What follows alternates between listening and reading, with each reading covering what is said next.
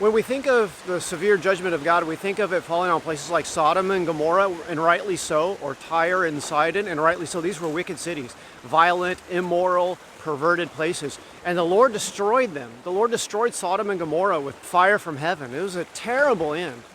But you know that the Lord Jesus himself actually said that the towns of Judea, like Capernaum and Bethsaida, that had heard his teaching, that were moral cities, they knew the law of Moses, to some degree they kept the law of Moses, they went to synagogue on the Sabbath.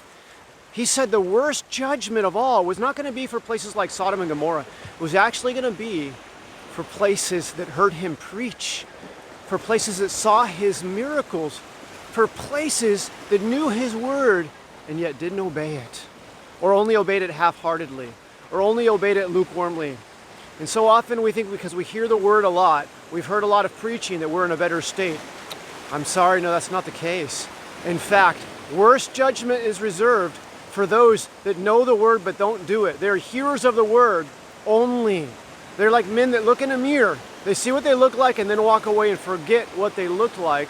And when we sit in church Sunday after Sunday, week after week, hearing all this preaching, we live in Christian countries where we've known about Jesus Christ from our childhood, and yet we've done very little with it. We must understand, on the day of judgment, it will not be better for us.